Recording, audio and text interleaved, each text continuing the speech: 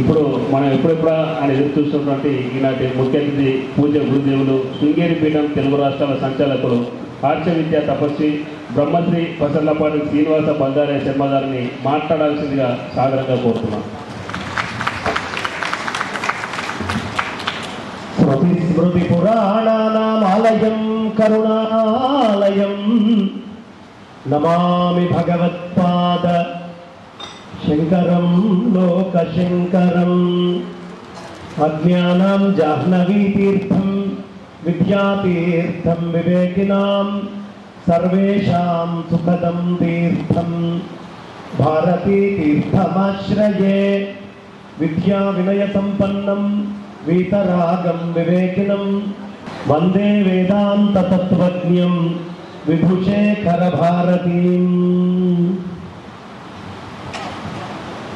జై బోలో కన్యకా పరమేశ్వరి మాతా కీ, భారత్ మాతా కీ జై శ్రీరామ్.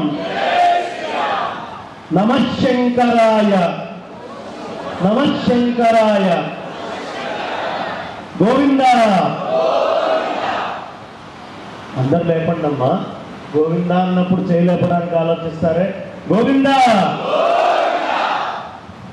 ఇవాళ గోవింద అనేటప్పుడు మీరు ఆలోచించినా ఏం పర్వాలేదు. ఏదో ఒక రోజు గోవింద అంటాం ఖాయం. గోవింద అనే లోపు ఎవడు గోవింద అంటాడో వాడు అదృష్టవంతుడు. గోవింద. అమ్మా, భగవన్ నామం చేస్తే దీన్ని నోరు అంటారు, లేకపోతే రుబ్బురోలు అంటారు. రుబ్బురోలు ఏం చేస్తుంది? అది కందులో పెసలో మినుములో ఏదో వేస్తే పిండి చేసి పెడుతుంది. భగవన్నామని చెప్పని నోరేం చేస్తుంది? 2 ఇడ్లీలో దోశలో అన్నమో ఏదో వేస్తే పిండి చేసి లోపలికి పంపిస్తుంది. మంది నోరా రుబ్బురోలా? నమః శంకరాయ. జై బోలో శనభేశ్వర మహారాజుకి. చక్కగా భగవన్ నామం చేయాలి. మొహమాటం ఎందుకు? ఇవాళ నాకు చాలా ఆనందంగా ఉంది. మొన్ననే నేను కరీంనగర్ వెళ్ళి అక్కడి నుంచి ఇప్పుడు మారింది జిల్లా. ఒకప్పుడు కాళేశ్వరం కరీంనగర్ కిందకు వచ్చేది, ఇప్పుడు మారింది. సరే, అక్కడికి వెళ్ళి సరస్వతీ నది పుష్కరాల్లో స్నానం చేసి మళ్ళీ అక్కడి నుంచి బదరికి వెళ్ళి మానా అనేటటువంటి గ్రామంలో సరస్వతీదేవి కొంచెం దూరం దాకా కనిపిస్తుంది. అక్కడికి వెళ్ళి స్నానం చేసి ఈ పుష్కరాలు పూర్తి కాకముందే హైదరాబాదుకి కాళేశ్వరానికి మధ్యలో ఉన్న సిద్దిపేటలో సరస్వతి అమ్మవారిని మళ్ళీ ఆరాధన చేసుకోవడానికి ఇక్కడికి వచ్చారు. 10th క్లాసు ఇంటర్మీడియట్ అయినటువంటి పిల్లలకి సన్మానం. దేనికి? చదువుని బట్టి సన్మానం చేస్తున్నాం. అంటే ఇది కూడా సరస్వతి పుష్కరాల్లో భాగమే అని ఆలోచించి ఇక్కడ చక్కగా అద్భుతంగా ఆర్య వైశ్య ఐక్య వేదిక తరఫున మా కొత్తకొండ రాజు గారి బృందం అంతా కలిసి అద్భుతంగా సరస్వతి ఆరాధన ఇక్కడ చేశారు సిద్దిపేటలో. ఎవరికి చేస్తున్నారు? 10th అయిపోయి మార్కులు బాగా సిద్ధించినటువంటి వారికి, ఇంటర్ అయిపోయి మార్కులు బాగా సిద్ధించినటువంటి వాళ్ళకి సిద్దిపేటలో అద్భుతంగా నాయన మీకు సిద్ధి లభించింది అని చేసుకునేటటువంటి పూజా మహోత్సవమే ఈ అద్భుతమైన సభ. గట్టిగా చప్పట్లు కొట్టడానికి మొహమాట పడుతుంది. చప్పట్లు కొట్టడానికి మొహమాట పడద్దు.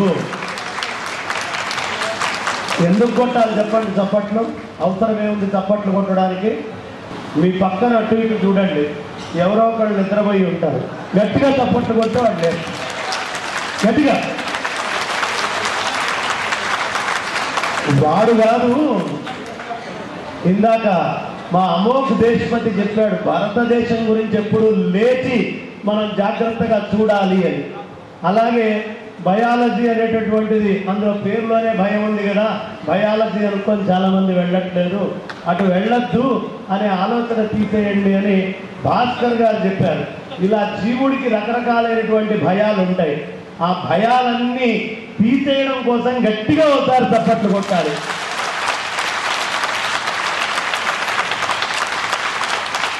చక్కగా మన చంద్రమౌళి గారు భయం అనేది నాకు లేదు, ఇక్కడ హరీష్ అన్న ఉండనియండి, లేదు చంద్రశేఖర్ అన్న ఉండనియండి, మన రేవంత్ రెడ్డి ఉండనియండి, నేను పుట్టిన దగ్గర నుంచి బీజేపీలోనే ఉన్నా, పవర్ ఎవరికున్నా వాళ్ళ పక్కకు పోను, అక్కడే ఒక సిద్ధాంతాన్ని నమ్మి ఉంటాను అని చెప్పాడు. అది ధైర్యం. భయం లేకుండా నమ్మిన సిద్ధాంతానికి గట్టిగా నిలబడి ఉండాలి. గట్టిగా బహుమానం గట్టిగా కొట్టండి. ఆయనంత ధైర్యంగా ఎందుకు చెప్పగలిగారో తెలుసా అమ్మ? ఇంతకాలము ఎవడో పాకిస్తాన్ నుంచి ఒక ఎలక బొక్కలో నుంచి రంధ్రంలో నుంచి వచ్చి ఇంట్లో సామానన్నీ తీసుకొని దొంగతనంగా పోయినట్టు మన కాశ్మీర్లోకి వచ్చి మన దేశంలోకి వచ్చి హైదరాబాద్లో బాంబు పేలుళ్ళు, బాంబేలో మొత్తం తాజ్ ప్యాలెస్, ఇండియన్ పార్లమెంట్ మీదే మేము ముష్కర్లను పంపించి దాడి చేస్తాము అని వాడొచ్చి కొట్టిపోవడం, మనం శాంతి శాంతి శాంతి అని మాట్లాడుతూ రకరకాలుగా కమిటీలు వేసుకొని మనలో మనం మదనబడి దాన్ని ఏదో అలా మచ్చిపూచి మారేడుకాయ చేస్తూ భయంతో భీతితో బతికేటటువంటి మనకి, అక్కడ భయాలతోటి బతికేటటువంటి మనకి, అరే ఇది కాదు జీవితము, పొయ్యి కొట్టిరా అని మనకు అద్భుతంగా టెక్నికల్ స్ట్రైక్ చేసిన ఇవాళ పాకిస్తాన్ నడి బొట్టులో లాహోర్కి వెళ్ళు, నేను పిండికి వెళ్ళు, నువ్వు ఎక్కడికైనా వెళ్ళు, నీ లోపలికి వచ్చి నీ న్యూక్లియర్ బాంబులు దాచిపెట్టుకున్న దగ్గరికి మేము కొట్టగలము అని రుజువు చేసి భయపడి దడదడలాడి ఒడికిపోయే విధంగా తయారు చేసినటువంటి పార్టీ నాది. కాబట్టి ఆయన ధైర్యంగా ఇవాళ చేయలేపి గట్టిగా నాది బీజేపీ అన్నా. ఇంకో విషయం, అమోఘ్ చెప్తూ గూగుల్ CEO తెలుసా, లేదు వీళ్ళు తెలుసా, మంచి ఇంజనీరు డాక్టర్ తెలుసా అంటే పాపం ఆయన బొట్టు పెట్టుకొని బ్రహ్మాండంగా స్వామి శ్రీనివాస్ గారు గట్టిగా అవుతారు, తప్పట్లు కొట్టడమ్మా. ఏదడిగినా ఆయన రెడీగా ఉన్నాడు. ఆయన కౌన్ బనేగా కరోడ్పతికి వెళ్ళాల్సిన వాడు ఇక్కడ కూర్చున్నాడు. ఆయన అర్థమైందమ్మా, చాలా అద్భుతం. అయితే ఆయన మాట్లాడుతూ అన్ని అడిగాడు. ఇందులో గూగుల్ లొకేషన్ మ్యాప్స్ వాడుకున్న వాళ్ళు ఎంతమంది ఉన్నారు చేయలేపండి. గూగుల్ లొకేషన్స్ తెలుసు కదా మీకు అందరికీ. అరే ఈ సిద్దిపేటలో గూగుల్ లొకేషన్ వాడని వాళ్ళు కూడా ఉన్నారా? గొప్ప విషయం ఇది. మామూలు మీకేదో లోపల కొత్త సిద్ధి ఉన్నట్టుంది, అందుకనే వాడలే. అర్థమైందమ్మా, అందరూ వాడారు. కానీ మొన్న పాకిస్తాన్ మీద దాడి చేయడానికి ఒక అద్భుతమైన లొకేషన్ టెక్నాలజీని వాడారు. దాని పేరు ఎవరికైనా తెలుసా? కాదు, S-400 మిసైల్స్ స్మాష్ చేయడానికి ఒక అద్భుతమైనటువంటి లొకేషన్ సర్వీస్ భారతదేశం వాడింది. నావిక్. గట్టిగా ఒకసారి లేచి తప్పట్టు కొట్టండి. ఈ నావిక్ అనేటటువంటి లొకేషన్ ఐడెంటిఫైయర్ తయారు చేసింది ఎవరో తెలుసా? కంప్లీట్ భారతదేశము, మొత్తం భారతదేశం తయారు చేసింది. అయితే అది మనం ఇంకా కమర్షియల్గా దగ్గర ఓన్లీ డిఫెన్స్ దగ్గరే ఉంది. దాని గొప్పతనం ఏంటంటే, నేను ఇక్కడ వాచ్ పెట్టుకున్నా కదా, శాటిలైట్లో నుంచి ఫోటో తీస్తే వాచ్లో ఏ ఊళ్ళు ఎక్కడున్నాయో కూడా చూపించేంత డీటెయిల్డ్ అద్భుతమైన లొకేషన్ మ్యాపింగ్ అది. మనకి తెలీదు. అంటే భారతదేశంలో ఇవాళ ఇక్కడ మనం ఇంత గర్వంగా కూర్చున్నాము అంటే 2014 ముందు ఫండ్స్ లేవు, దేనికి ఫండ్స్ ఇచ్చేవాళ్ళు కాదు. ఇవాళ మీకు ఏ సైంటిస్టునైనా డిఆర్డిఎల్కి వెళ్ళండి, DRDO, BDL, nuclear fuel complex, ఎక్కడికి వెళ్ళి ఏ సైంటిస్టునైనా ఒక్కసారి కదిలిస్తే మాకు నిద్ర ఉండట్లేదు, మాకు భోజనం ఉండట్లేదు సక్రమంగా.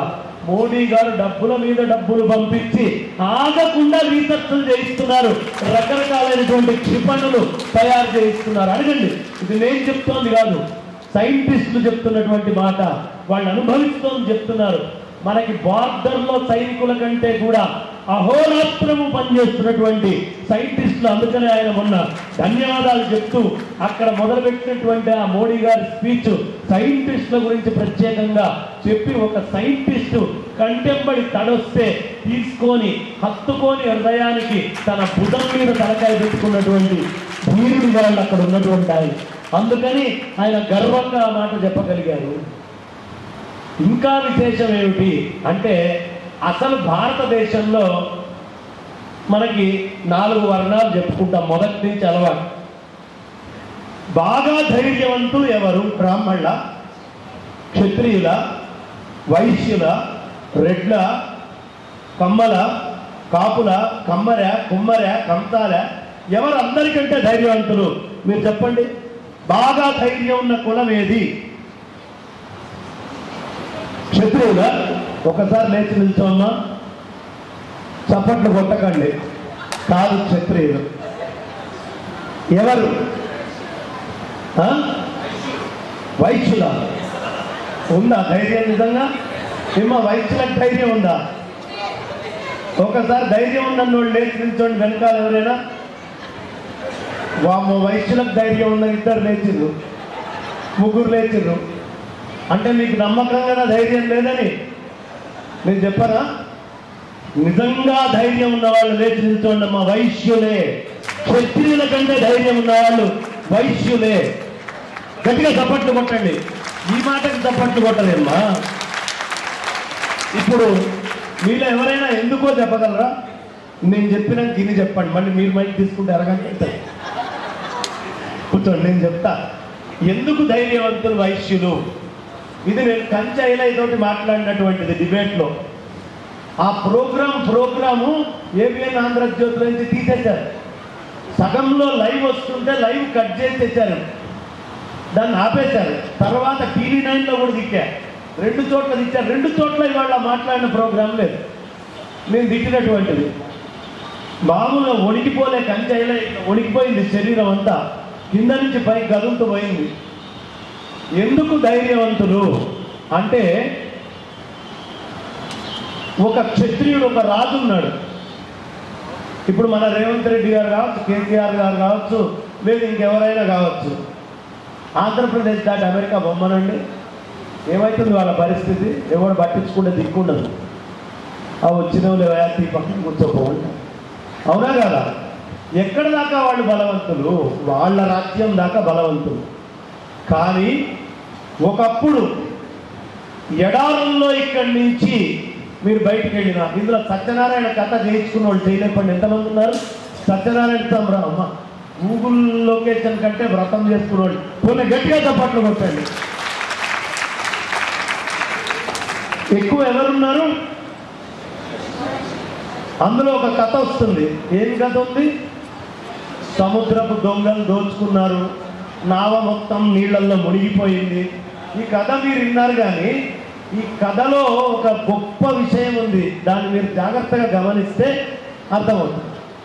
ఏంది ఆ కథలో ఉన్న గొప్పతనం అంటే, ఇక్కడి నుంచి ఒక 10 మంది మనుషులు వేసుకొని ఓడలో మొత్తం సరుకేసుకొని ఫుల్ పైసలు, జనాలందరూ చూసేది ఎక్కడ?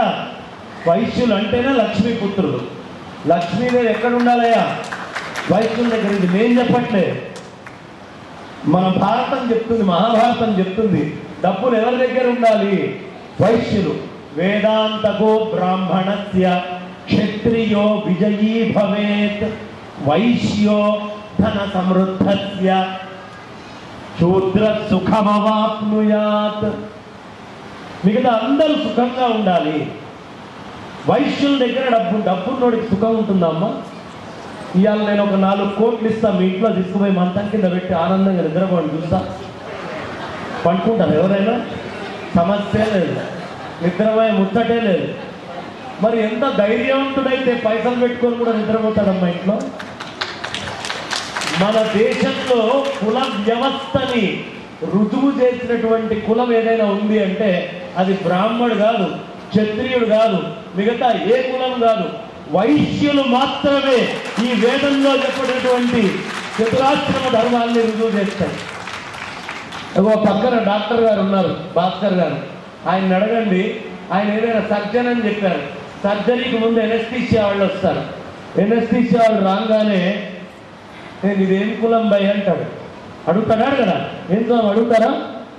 వెంటనే కొంతమంది లేక నా కులం మీకు ఎందుకు చెప్పాలి నీకు నా కులం అంటాడు.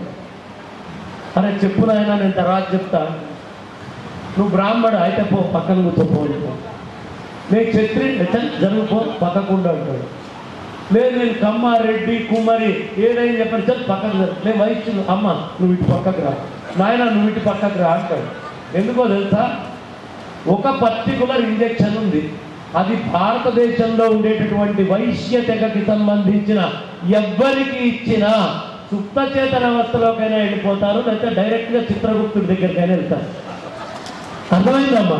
అది వైశ్యులకి మాత్రమే. ఎందుకు అంటే ఒక సమష్టి కులం భారతదేశంలో వాళ్ళు ఎక్కడైనా పుట్టనివ్వండి, ఆ ఇంజెక్షన్ మాత్రం వాళ్ళకి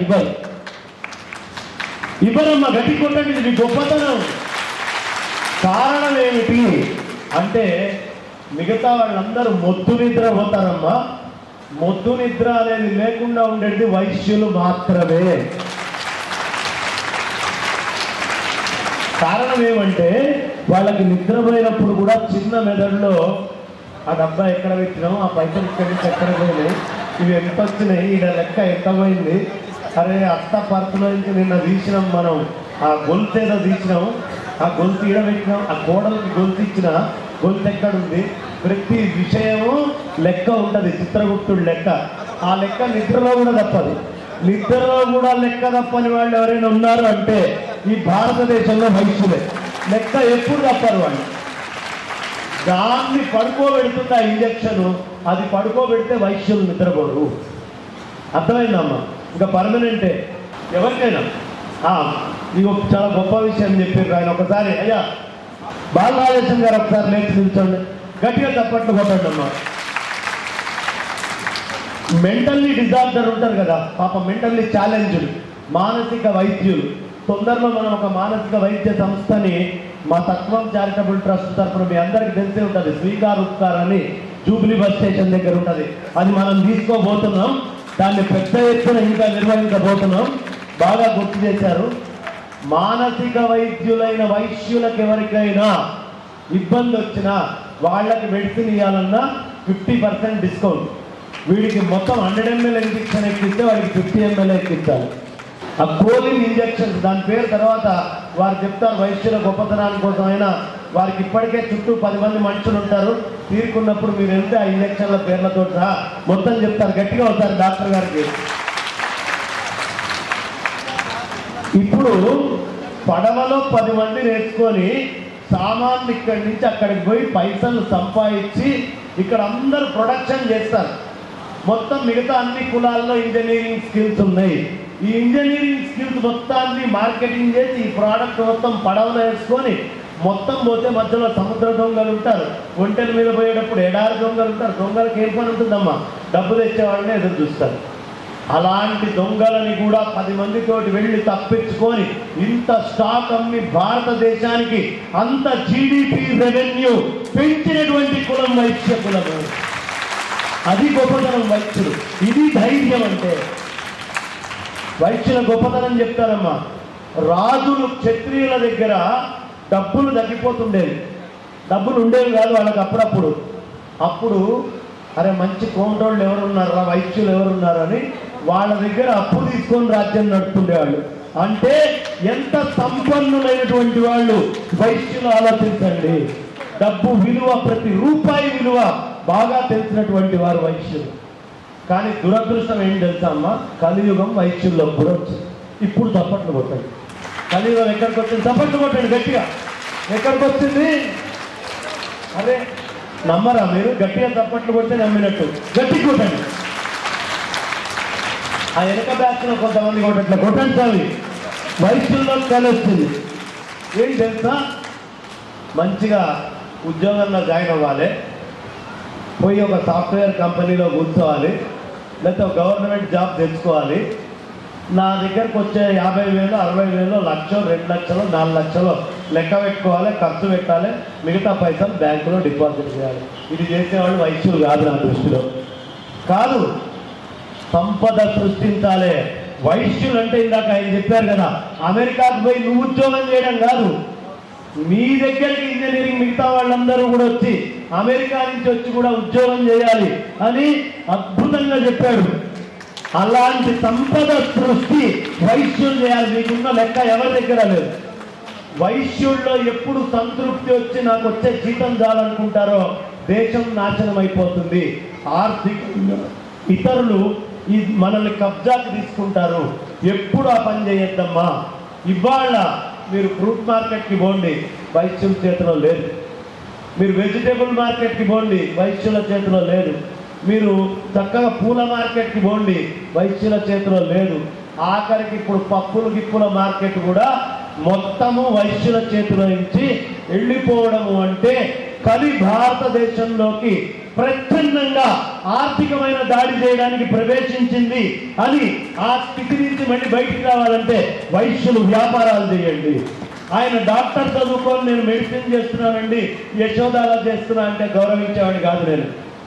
నేను హాస్పిటల్ పెట్టి 200 కుటుంబాలకు ఉద్యోగం ఇస్తున్నాను అనే మాట ఆనందాన్ని ఇస్తుంది నాకు.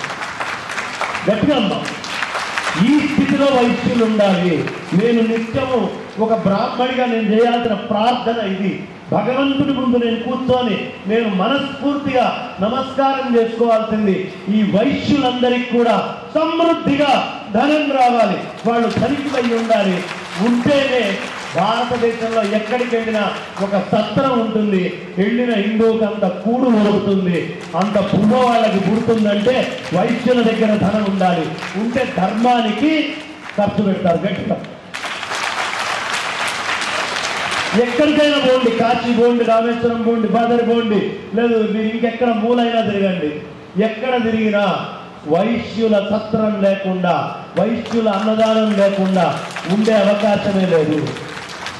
కానీ దురదృష్టం ఏంటో, నేను రాగానే కొత్తకొండ రాజు గారిని అడిగా, ఎంతమంది ఉంటారు సిద్దిపేటలో? మేము కూడా అదే ఎత్తుకుతున్నామండి అని.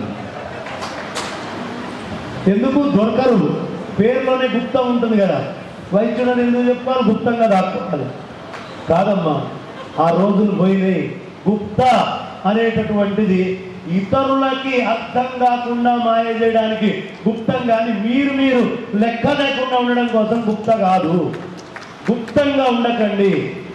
అరే పుష్కరాలు వస్తే సరస్వతి నదే బయటికి ప్రకటమవుతుంది. గుప్తంగా ఉండే సరస్వతి. సమస్య వచ్చింది, సిద్దిపేటకు వచ్చింది, భారతదేశానికి వచ్చింది. ఇప్పుడు గుప్తంగా ఉండకండి, ఐక్యంగా ఉండండి. ఐక్యంగా ఉంటే శాశ్వతంగా పూజింపబడతారు. ఇవాళ ఆర్య వైశ్య అని గర్వంగా ఆర్య అని తగిలించుకున్నారు. దేని వల్ల తగిలించుకున్నారమ్మా? ఐకమత్యం వల్ల తగిలించుకున్నారా? ఐకమత్యం లేకపోతే మీకు ఆర్య వైశ్య అనే మాట వచ్చిందా? 101 గోత్రాలు గొప్పగా చెప్తారు కదా. 101 గోత్రాలు ఎందుకున్నాయి? ఆనాడు వైశ్య సంఘంలో కన్యకా పరమేశ్వరి అమ్మవారికి ఇబ్బంది వచ్చిన నాడు ఐకమత్యాన్ని ప్రదర్శించారు కాబట్టి ఆర్య వైశ్యులు ఇవాళ ప్రదర్శించండి ఐకమత్యాన్ని. 300-400 గ్రూపుల ఏది సిద్దిపేటలో 35,000 మందికి 300-400 గ్రూపుల అమ్మ వద్దు. నేను ఇవాళ చెప్తున్నా, ఇందులో పెత్తనం ఎవరిది అనుకోవద్దు, ఎవరు పెద్దగా ఉన్నారనుకోవద్దు. ఆర్య వైశ్య ఐక్య వేదికలో ఏకంగా నిల్చుందాం. మీరందరూ 35,000 మంది ఏకంగా ఉంటే హరీష్ రావు గారు రారా, రేవంత్ రెడ్డి రాడా, లేకపోతే మన బండి సంజయ్ రాడా? ఎవరు రారమ్మా? అందరూ వచ్చి కూర్చుంటారు. ఐక్య వేదికని మాత్రం దయ ఉంచి విచ్ఛిన్నం చేయకండి. ఈ ఆర్య వైశ్య ఐక్య వేదిక శంఖారామము సరస్వతి పుష్కరాల్లో గుప్తంగా తల్లి ఎలా లేచిందో అలా లేచి ఐకమత్యంతో మీరందరూ ఉండడం కోసమే తప్ప ఈ 5 సభ్యులు కాదు. నా దృష్టిలో ఆర్య వైశ్య ఐక్య వేదిక అంటే మొత్తం భారతదేశంలో ఉండే ఆర్య వైశ్యులు, సిద్దిపేటలో ప్రత్యేకంగా ఉండేటటువంటి ఆర్య వైశ్యులు. కాబట్టి గట్టిగా చప్పట్లు కొట్టండమ్మా, మేము ఐక్యమైతాము అని. ఇప్పుడు 10th క్లాస్ చదివి ఇంటర్ చదివి ఇక్కడ సన్మానం తీసుకునే వాళ్ళని నేను కోరుకునేది ఒకటే, ఏ ఫీల్డ్ అయినా ఎంచుకోండి. బైపీసీ కానివ్వండి, ఎంపీసీ కానివ్వండి, ఎంఈసీ కానివ్వండి, లేకపోతే హెచ్ఈసీ తీసుకోండి, సిఈసీ తీసుకోండి, ఏ గ్రూప్ అయినా తీసుకోండి. లేదు ఇంటర్మీడియట్ అయిపోయాక ఇంజనీరింగ్ చేయండి, వేరే ఏదైనా చేయండి. కానీ మీరు ఎంచుకున్న ఫీల్డ్లో వ్యాపారాన్ని చేసి మీ కింద కనీసం 500 మంది పనిచేసేట్టుగా తయారు చేయండి. ఇది నేను కోరుకునేది. దానికి అవసరమైనటువంటి విజ్ఞానం, పెద్దవాళ్ళని చిన్న చూపు చూడద్దు. వాళ్లకున్నటువంటి అపారమైన అనుభవం.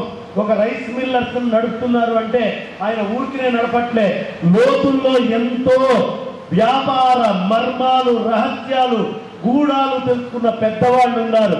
ఆ వ్యాపారాన్ని తెలుసుకోండి. ఎందుకు ఈ మాట చెప్తున్నాను అంటే, మొత్తం వరల్డ్లో అన్ని చోట్ల ఓ సందర్భంలో ఏమొస్తుందండి, రెసెషన్ వచ్చింది. మొత్తం బ్యాంకులు దివాలా తీసినాయి. ఎక్కడ? ప్రపంచంలో ఉండే పెద్ద పెద్ద బ్యాంకులు దివాలా తీసినాయి. కానీ ఒక్క బ్యాంకు దివాలా తీయలే. ఏదో తెలుసా bank? State bank of India. గట్టిగా చప్పట్లు కొట్టండి. ప్రపంచం మొత్తంలో ఆ స్టేట్ బ్యాంక్ ఆఫ్ ఇండియా దగ్గరికి ఉరుక్కుంటూ వచ్చారు మొత్తం అన్ని దేశాలకు సంబంధించినటువంటి కామర్స్ ఆఫ్ బ్యాంకుకి సంబంధించిన ప్రతినిధులు. వాళ్ళు ఏం చెప్పారో తెలుసా అండి? ఈ దేశంలో మొట్టమొదటి నుంచి మాకు ఆర్యవైశ్యులు వేసినటువంటి ఒక పునాది స్ట్రక్చర్ ఉందండి. చాణక్యుడు ఏది చెప్తే ఆ స్ట్రక్చర్ని మేము తీసుకున్నామో ఆ స్ట్రక్చర్ని మేము ఇక్కడ వినియోగం చేసి మీలాగా ఎవడికి పడితే వాడికి అప్పులు, ఎలా పడితే అలా క్రెడిట్ కార్డులు గీకేస్తే అలా ఇవ్వకుండా నియంత్రించుకుంటూ ప్రతి దానికి ఒక ప్రాపర్టీయో ఏదో ఒకటి జతపరుచుకొని మేము ఇచ్చాం కాబట్టి బాధ్యతగా డబ్బులు ఇస్తారు, లేదా ప్రాపర్టీ వస్తుంది. కానీ మీ దగ్గర వాడు పైకి రావాలని వాడికి ఇచ్చారు, వాడు డబ్బులు తీసుకున్నాడు, పక్క ఊరికి పోయాడు, మీ పైసలు లేవు, మీరు దివాలా తీయడానికి కారణం ఈ సనాతనమైనటువంటి ఆర్య వైశ్యుల యొక్క సిద్ధాంతాన్ని పాటించకపోవడమే. అర్థమైందమ్మా? ఎకనామిక్స్ ఎంత బ్యూటిఫుల్ ఎకనామిక్స్ చాణక్యుడు మనకి నేర్పిస్తాడు. ఎకనామిక్స్ చాణక్యుడు ఎకనామిక్స్ ఎవరికి ఇచ్చాడో తెలుసా అమ్మా? మీలో చాలా మందికి తెలియని విషయం. ఆయన ఎకనామిక్స్ మొత్తం రాశాడు. నందులు రాజులు, నవనందులని రాజులు ఉండేవాళ్ళు. ఈ చరిత్ర మనం చదువుకుంటే మన గొప్పతనం తెలుస్తుంది. వాళ్ళ దగ్గర పైసలు ఎప్పుడైనా తగ్గిపోతే రాక్షస మంత్రి అని ఆయన ఒక వైశ్యుడిని పిలిచేవాడు. ఆయన పేరే చందన దాస్. ఏంటి ఆయన పేరు? చందన దాసు. ఆయన వైశ్యుడు. ఈయన ఏం చేశాడయ్యా అంటే అప్పిచ్చేవాడు, డబ్బులు ఇచ్చేవాడు. ఆ రాజుకి మళ్ళీ డబ్బులు ఎలా తీసుకురావాలో ఆ సూత్రాలన్నీ చెప్పేవాడు. ఆ చందన దాసు వీళ్ళు నవనందుల్ని మొత్తం నొక్కేయడానికి చందన దాసుని నొక్కేయాలి, అప్పుడు కానీ నవనందులు పోరు అని బ్రాహ్మడైనటువంటి రాక్షస మంత్రిని, నవనందుల్ని, క్షత్రియుల్ని, తర్వాత చందనదాస్ అయినటువంటి వైశ్యుని, ముగ్గురిని తొక్కేయాలి అని చాణక్యుడు ఆయన యొక్క మేధా సంపత్తిని ఆరంభం చేసి ఓపెన్ చేశాడు. చేసి రాక్షస మంత్రికి ఏమో అతనికి అవసరమైనటువంటి విభాగాల్లో ఎక్కడికక్కడ షాకులు ఇచ్చాడు. చందనదాసుని, రాక్షస మంత్రిని చాలా విడిగా చదవండి. ఒక ముద్రికతో ఇద్దరిని విడి చేశాడు, పక్కకు తీసుకొని వెళ్ళాడు. నవనందుల్ని కొట్టాడు. తర్వాత రాక్షస మంత్రి కూడా వెళ్ళి దాక్కుంటే చందనదాసు ధైర్యానికి వైశ్యులు గుర్తున్నా కదా, చందనదాసుని తీసుకొని వెళ్ళి నీ శిరస్సు ఛేదన చేస్తానన్న రాక్షస మంత్రికి, నవనందులకి నేను అన్యాయం చేయను అనేంత విశ్వాసపాత్రుడు, కోట్ల ధనం ఉన్న చందనదాస్ చరిత్ర చదవండి, మీకు తెలుస్తుంది ఆ చందన గుప్తుడు ఎంత గొప్పవాడో. అలా అతను అద్భుతంగా చాలా చక్కగా ఆ ధైర్యాన్ని ప్రదర్శించాడు. వైశ్యులు ధైర్యవంతులు అనటానికి నమ్మితే ప్రాణం పోయేటప్పుడు కూడా వదిలిపెట్టరు అని. ఆ చందన దాసుకి ఈయన మొత్తము తీసుకొని వచ్చి గుప్తుడిని, చంద్రగుప్త మౌర్యుడిని రాజుగా పెట్టి మళ్ళీ రాక్షస మంత్రిని మంత్రిగా చేసి చందనదాసు చేతిలోనే ఆర్థిక వ్యవస్థ మొత్తం ఉండాలి, అది చంద్రగుప్త మౌర్యుడికైనా అని గుప్త పేరుని ఆ చంద్రగుప్తుడికి దారాదత్తం చేశాడు. చంద్రదాసు ఈయన తీసుకున్నాడు, గుప్త నామాన్ని ఆయనకి ఇచ్చాడు. అప్పుడే గుప్త ఇటు దాసుగా, దాసు గుప్తగా మార్చినటువంటి చరిత్ర చాణక్యుడు చేసింది. ఆ చాణక్యుడు ఇచ్చినటువంటి అద్భుతమైన సూత్రాలు ఎవరైనా ఇందులో చాణక్యుడు ఆర్థిక సూత్రాలు చదివిన వాళ్ళు ఉంటే చేయలేపండి. ఇంత దారుణం అమ్మా. వైశ్యుల దగ్గరకు వచ్చి ఎకనామిక్స్, ఫాదర్ ఆఫ్ ఎకనామిక్స్ అయినటువంటి కౌటిల్యుడికి సంబంధించిన బుక్ చదివారా అని అడిగా. ఎవరు చదవలేదు. ఒక్క ఉదాహరణ చెప్పి నేను ముగిస్తా. నాకు గంటలు ఉపన్యాసం చెప్పే అలవాటు ఉంది. కానీ కాస్త గుప్తంగా తొందరగా ఇంటికి వెళ్ళిపోవడం అనేది అవసరం. మీకు తర్వాత సన్మానాలు చాలా కార్యక్రమాలు ఉన్నాయి. చాలా శ్రద్ధగా వినండి అమ్మా. 10th క్లాస్, ఇంటర్మీడియట్, మిగతా అయినటువంటి వైశ్యులు, వ్యాపారం చేసేవాళ్ళు, పైన వేదిక మీద ఉన్న వాళ్ళు అందరికీ అవసరం. చందనదాసుకి ఆ పుస్తకాన్ని ఆయన ఇచ్చినటువంటి దాంట్లో ఒక సూత్రం ఉంటుంది. అది మొన్న మధ్య అంబానీ గారు వాడుకొని కోట్లు సంపాదించారు. ఏంటి? ఆర్థిక సూత్రాలు, ఫెడరల్ బ్యూరో ఆఫ్ ఇన్వెస్టిగేషన్. మీరు అమెరికాకి వెళ్తే 120 పైన లైబ్రరీస్ ఉంటాయి. ప్రతి లైబ్రరీలో ఈ కౌటిల్యుడి అర్థశాస్త్రం 10 పుస్తకాలు ఉంటాయన్నమాట. 10 books మినిమం. ఏది? ఫెడరల్ బ్యూరో ఆఫ్ ఇన్వెస్టిగేషన్లో, FBI లో ఉంటాయి. అర్థమైందమ్మా? ఇప్పుడు చెప్తా ఒక్క సూత్రం. మొన్న మధ్యనే అంబానీ ముంబై ఇండియన్స్ అనే టీం IPL లో కొన్నాడు. తెలుసు కదా మీ అందరికీ? బాగుంది. ఎంత పెట్టుకున్నాడో తెలుసా అమ్మా? 600 కోట్లు పెట్టుకున్నాడు. ఎంత? పెద్దగా చెప్పండి. కోట్లైనా పెద్దగా అన్నావా? ఎన్ని కోట్లు? 600 కోట్లు. తర్వాత ఒక సీజన్ అయింది, గెలిచారు, కప్పు కూడా వచ్చింది. ఏమొచ్చింది? కప్పు కూడా వచ్చింది. ఈ ముంబై ఇండియన్స్లో టెండూల్కర్ ఉన్నాడు, లతీష్ మలింగా అనేటటువంటి వాడు ఉన్నాడు, ఆస్ట్రేలియా నుంచి తెచ్చిన రిక్కీ పాంటింగ్ ఉన్నాడు. పెద్ద పెద్ద దిగ్గజాలు అందరూ ఉన్నారు. ఎంత పెట్టుకున్నాడు? 600 కోట్లు. తర్వాత కొంతకాలం అయ్యాక ఇంకో టీం వచ్చింది, దాని పేరు పూణే వారియర్స్. దాన్ని ఎంత పెట్టుకున్నాడు తెలుసా అమ్మా? దాంట్లో ఒక్క పేరున్న ప్లేయర్ లేడు, ఒక్కడికి కూడా పేరు లేదు, అందరు పనికి మాలినోళ్ళే ఉన్నారు. 1700 కోట్లు పెట్టుకున్నాడు. నష్టమా లాభమా? ఇంత పెద్ద టీం కప్పు గెలిచింది 500 కోట్లు 600 కోట్లు ఏంటి? ఊరు పేరు లేని కొత్త టీంని 1500 కోట్లకు కొన్నాడు. లాభమా నష్టమా? నష్టమే కదమ్మా. అరే 600 కోట్లకు మంచిగా ఈ టీం ఉంటే 1500 కోట్లకు ఆ టీం కొనడం ఏమో రైట్ అన్నా? తెలివి తక్కువ. సరే, చాణక్యుడిలో ఒక కథ చెప్తా. ఒక సందర్భంలో మొత్తం 108 మంది సామంతుల్ని పిలిచాడు చంద్రగుప్త మౌర్యుడికి కప్పం కట్టడానికి. అందరూ వచ్చారు, గుర్రాల మీద, ఏనుగుల మీద, అంబారీల మీద మొత్తం వచ్చారు. అందరికి విడిది ఏర్పాటు చేశారు. 108 దేశాల్లో 9 దేశాల వాళ్ళ దగ్గర వర్షం పడలేదు, కరువు వచ్చింది, రూపాయి లేదు, ఒక్క రూపాయి కూడా లేదు. చాణక్యుడు మధ్యవర్తిగా ఒకరిని పంపించాడు. ఎవరైనా? చందనదాసు. ఎవరిని పంపించాడు? చందనదాసు. నేను చెప్పానని చెప్పద్దు, వాళ్ళందరూ వాళ్ళ గోడు మీకు వెళ్ళబోసుకుంటారు, మీ గోడు తీర్చడానికి మంత్రి గారి దగ్గరికి వెళ్దామని తీసుకురా అన్నాడు. చందనదాస్ వెళ్ళాడు. ఆ 9 మందిని తీసుకొని వచ్చాడు, కూర్చోబెట్టాడు. వాళ్ళు బాధలు చెప్పుకోవడం మొదలుపెట్టారు. రాజ్యంలో డబ్బులు లేవు, మేము ఇవ్వలేము, బీద బిక్కి మాటలన్నీ చెప్పారు.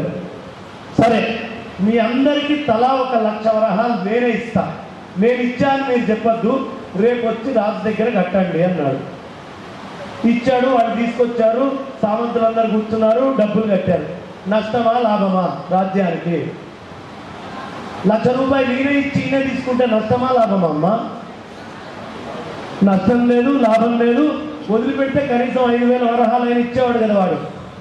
5,000 వరహాలు తీసుకోలే, 1,00,000 వరహాలు తీసుకొచ్చి నాకు కట్టన్నాడు.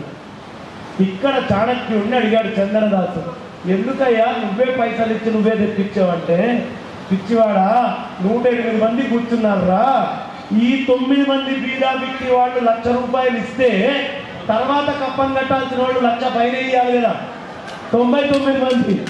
అవునా? అందుకని ఇచ్చాను. అయితే వాళ్ళకు కూడా చెప్పలే. వాళ్ళు ఏమనుకుంటారబ్బా, మంత్రి గొప్పోడు నాకు పైసలు ఇచ్చాడు అనుకుంటాడు. మిగతా వాళ్ళందరికీ టార్గెట్ ఫిక్స్ చేశా, అది డబ్బులు వచ్చింది అన్నాడు. ఇదే సూత్రము ఇప్పుడు పూణే వారియర్స్లో పేరు ఊరు లేనివాడిది 1,500 కోట్లు అయితే, కప్పు కొట్టిన ముంబై ఇండియన్స్ వాల్యూ ఏమైంది? 5,000 కోట్లు అయినా లేదా? 500 కోట్లని 5,000 కోట్లు చేయడానికి 1,500 కోట్లతో పనికిమాలి ఎందుకు అన్నాడు. అర్థమైందమ్మా? అందుకోసం చాణక్యుడిని చదవాలి. ఇలా చాలా ఉన్నాయి.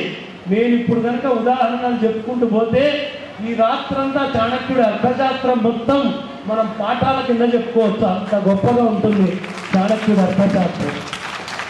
అమెరికా వాళ్ళు వాడుకుంటున్నారు. మనకి చాణక్యుడు ఎవడో తెలియదు, కౌటిల్యుడు ఎవడో తెలియదు, పుస్తకం తెరవం చదవం. అందుకని చాణక్యుడి యొక్క అర్థశాస్త్రం మీకు అంకితము, వైశ్యులకు అంకితం. మీకు అర్థమైనట్టుగా ఇంకెవ్వరికి అర్థం కాదు. అందుకని జాగ్రత్తగా చదవండి. ఈ ఆర్థికమైనటువంటి వ్యవస్థని ఎలా అభివృద్ధి చేయాలి, ఎలా మనము ఆర్థిక సామ్రాజ్యంగా, ఇవాళ ఆదాని అంబానీ మీద కాంగ్రెస్ దాడి ఎందుకు చేస్తుందో తెలుసా అమ్మా? ఆనాడు వైశ్యులు ఏ పాత్ర పోషించారో ఇవాళ ఆదాని అంబానీ ఆ పాత్ర పోషిస్తున్నారు. మొత్తం ఎయిర్పోర్ట్లలో మనకు సంబంధించిన నేవల్ సిస్టంలో హెచ్ఏఎల్ లాంటి సంస్థలను పెడితే లోపల ఉండే రహస్యాలన్నీ బయట ప్రపంచాలకు పోతాయి. గుప్తంగా చేయాలి, అక్కడ గుప్త అవసరము. అందుకని బనియా ఎవరయ్యా ఎదిగి తీసుకురా, అంబానీ వస్తాడు, ఆదాని వస్తాడు, అక్కడ తీసుకొని వచ్చి పోర్ట్స్ అన్ని అప్పచెప్పి చాలా సీక్రెట్గా మన భారతదేశాన్ని పటిష్టం చేయడం. ఈయన వెళ్ళే ముందే వాళ్ళని పంపించి నీకేంటి డబ్బుల లెక్క, నీకేం కావాలి పెట్టుబడి అని చెప్పి డబ్బులు పెట్టి అంతకి 4 రెట్లు 10 రెట్లు ఆ దేశం నుంచి ఈ దేశానికి తేవడం కోసం చేస్తున్నటువంటి త్యాగం ఇవాళ మోడీ గారు. అది దాన్ని తప్పుగా చూపిస్తున్నారు అర్థం కాక. ఆర్థిక వ్యవస్థ మాట్లాడుతుంది. అమెరికా గొప్పది ఎందుకు? దాని దగ్గర బాంబు ఉందని కాదు, నెంబర్ 1 ఎకానమీ. ఈ భారతదేశం 4th ఎకానమీకి రావడానికి కారణం ఏమిటో తెలుసా? అక్కడ నుంచి ఆయన ఆర్థిక మూలాలను సరి చేసుకుంటూ వస్తున్నాడు మోడీ. కారణం ఈ ఆర్థిక వ్యవస్థ. గుజరాత్లో ఉన్న బనియాలకు తెలుసు, గోవుల్ని కాపాడటం తెలిసిన వాడికే ఎకానమీ తెలుస్తుంది. ముందర గడ్డి పెట్టాలి, కనిపించకుండా ఉండే పాల గురించి తెలుసుకోవాలి. అదే గోవు దగ్గర నుంచి వైశ్యుడి దగ్గర కూడా చూసేటప్పుడు అందరికీ పెట్టుకున్నట్టు కనిపించాలి. ఇది ఎక్కడ తయారవుతుందో వాడికి మాత్రమే తెలియాలి. అర్థమైందా? విత్తనాలు వేసే దగ్గరే బియ్యం ఈ సంవత్సరం ఎక్కడ పండలేదో అవసరమో తెలుసుకున్నవాడు వైశ్యుడు. విత్తనం ఎవడైనా వేస్తాడు పండించడానికి. ఈ పంట ఎక్కడికి పోవాలో తెలిసిన వాడు వైశ్యుడు. అది విత్తనం నాటే నాడే చూడగలిగేవాడు వైశ్యుడు. అది ఎప్పుడు చూస్తాడు అంటే ఎప్పుడు చాణక్యుడు చెప్పినటువంటి సూత్రాలను మీరు అర్థం చేసుకుంటారో అప్పుడు మాత్రమే చూడగలుగుతారు. చాణక్యుడి యొక్క అర్థశాస్త్రాన్ని చదివి అర్థం చేసుకుంటా అనే ఆలోచన వచ్చిన వాళ్ళు చేయలేపండమ్మా. చదవద్దు, ఆలోచన. ఇప్పుడు నేను మాట్లాడితే ఆ ఆలోచన. మీరందరూ ఇండస్ట్రియలిస్టులు కావడానికి అర్హత ఉన్నవాళ్ళు. ఖచ్చితంగా ఒకసారి గట్టిగా చాణక్యుడికి, చంద్రదాస్కి సపోర్ట్ కొట్టి గట్టిగా అని చెప్తూ, ఇక్కడ అన్నీ తెలిసి మీరు కింద కూర్చున్నారు. ఏమీ తెలియకపోయినా నాకు ఈ సింహాసనం వేసి కూర్చోబెట్టారు. అర్థమైందమ్మా? ఎందుకో చెప్పనా? మీరు ₹1,00,00,000 పెట్టి కారు కొన్న డ్రైవర్ ముందుంటాడు, ఓనర్ వెనకే ఉంటాడు. అన్నీ తెలిసినా మీరు ముందున్నారు, నేను ఈ కింద కూర్చున్నాను. ఇక్కడ వ్యాపారంలో డబ్బుల్ని చూసినటువంటి అతిరథ మహారథులందరూ ఇక్కడ కూర్చొని ఉంటే ఇంత పెద్ద మంది మధ్యలో చిన్నవాడిని, నాకు డబ్బుల గురించి తెలియదు, వైరాగ్యం, అన్నీ వదిలిపెట్టేస్తూ ఉంటారు. అట్లాంటి వైరాగ్యంతో ఉన్న నన్ను తీసుకొచ్చి ఇంత డబ్బులున్న వాళ్ళ మధ్యలో ఎందుకు కూర్చోబెట్టారంటే దీనికి కూడా ఒక ఉదాహరణ ఉంది. అన్నిటికీ పెద్ద వస్తువులు పనికిరావు. అప్పుడప్పుడు 1500 కోట్లతో చిన్న టీముని పైకి లేపినట్టే ఒకటి కూర్చోబెట్టాలి. కాబట్టి నన్ను తీసుకొచ్చి ఇక్కడ కూర్చోబెట్టారు. కాల్లో ముళ్ళు పుచ్చుకుంటే నా దగ్గర గడ్డపారం నేను తెస్తాడు ఎవడైనా, ఓ చిన్న సూది తీసుకొస్తాడు. అట్లా గడ్డపారం లాంటి మీరందరూ కూడా ఎక్కడో చిన్న సూది లాంటిది ఉంటే తీయడానికి ఇక్కడికి రావాలి అని మా కొత్తకొండ రాజు గారు, ఇక్కడ ఉన్నటువంటి అందరూ కూడా సహృదయంతో ఈ సిద్దిపేటకి నన్ను పిలిచారు అనుకుంటూ, ఆ వాసవి కన్యకా పరమేశ్వరి అమ్మవారి యొక్క స్ఫూర్తి మీ అందరిలో ఎప్పుడూ ఉండాలి. త్యాగం ఉండాలి, దేనికి లొంగకూడదు, ధర్మం కోసం ప్రాణాన్ని కూడా లెక్క చేయకూడదు అనే సూత్రాన్ని హృదయంలో మీరందరూ ఉంచుకోవాలి, ఉంచుకుంటారు అనే ధైర్యంతో నా వాణికి విరామాన్ని ఇస్తున్నాను. స్వస్తి. ధన్యవాదాలు స్వామిజీ.